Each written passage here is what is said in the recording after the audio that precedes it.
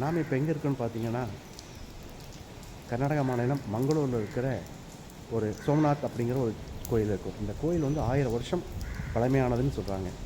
உண்மையிலே இப்போ நான் கோயிலோட வெளிப்பிரகாரத்தில் இருக்கிறேன். இது வந்து முன்பகுதி. இது முன்பகுதி.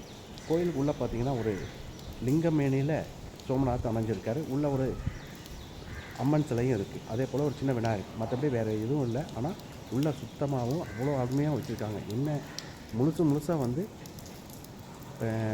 குடியிருப்புகளுக்குள்ளே இந்த கோயில் அமைஞ்சிருக்கு. இந்த கோயில்